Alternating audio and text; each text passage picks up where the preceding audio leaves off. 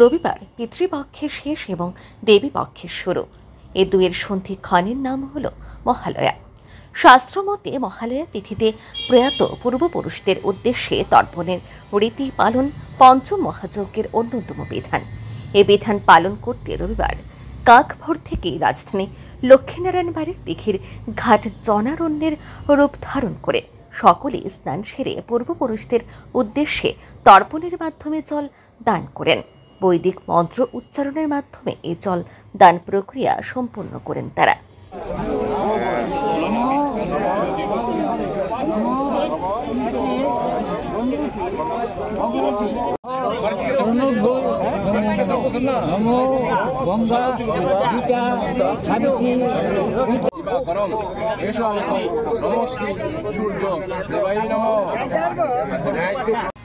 মহালয়ার পূর্ণ লগ্নে পূর্বপুরুষদের উদ্দেশ্যে তিল তর্পণে তাৎপর্য ব্যাখ্যা করে এদিন লক্ষ্মীনারায়ণ বাড়ির দিঘির ঘাটের এক পুরোহিত জানান, ভাদ্র মাসের প্রতিপদ থেকে শুরু হয় এই তিল তর্পণ, চলে মহালয়ার অমাবস্যা পর্যন্ত। একে পিতৃতর্পণ বা প্রেতপক্ষ বলে। এই সময় পূর্বপুরুষেরা মর্তালোকে নেমে আসেন এবং তারা জলের জন্য প্রত্যাশা করেন। তিনি আরও জানান, মহাভারতের কর্ণের ক্ষেত্রেও এই নিদান পাওয়া যায়। তিনি আরও বলেন, মূলত এটা একটা পূর্বপুরুষদের প্রতি আমাদের দায়িত্ব কর্তব্য।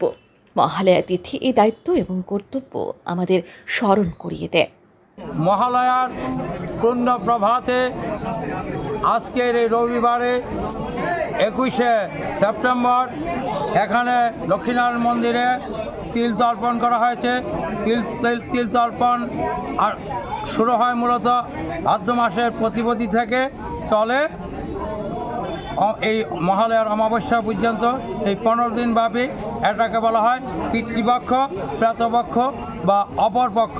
এই সময় আমাদের পূর্বপুরুষগণ মর্তলোকে নেমে আসেন এবং তারা জলের প্রত্যাশা করেন। মহাভারতের যুদ্ধের পর কর্ণের স্বর্গে যখন গিয়েছিলেন তখন তাকে খাদ্য হিসাবে সোনার রূপা দেওয়া হয়েছিল। তখন তিনি বললেন, আমি তো অনেক দান করেছি, তবে আমাকে কেন সোনার রূপা দেওয়া হবে? তখন বলেন, না, তুমি কোনো পূর্বপুরুষের উদ্দেশ্যে জল বা ভোজ্য দান করো নাই। তখন মর্তলোকে আবার ইন্দ্র কর্ণকে পাঠালেন এবং তিনি দানাদিক কার্যের মাধ্যমে এই পিতৃর লোক বা মহালয়ার সৃষ্টি করলেন। এই মহালয়ার পূর্ণ প্রভাতে মহালয়া আমরা সবাই তর্পণ করি, পূর্বপুরুষকে সন্তুষ্ট করি। আমাদের শাস্ত্রে বর্ণিত আছে, যদি পিতৃপুরুষগণ জল না পায় তবে তার সন্তানগণের রক্তপান করেন। অর্থাৎ বংশের প্রতি যে দায়িত্ব এবং কর্তব্য, যেটা আমরা বিভিন্ন পুরাণে পাই, যেটা ভগীরথের গঙ্গাননের মাধ্যমে 60,000 পূর্বপুরুষের উদ্ধার কথা পাই, সেই কাহিনীগুলি মূলত আমাদের পূর্বপুরুষের প্রতি দায়িত্ব এবং কর্তব্যের কথা স্মরণ করিয়ে দেয়।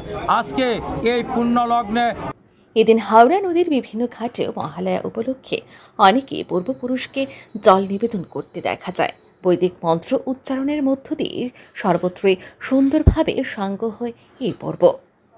রিপোর্ট আর নিউজ।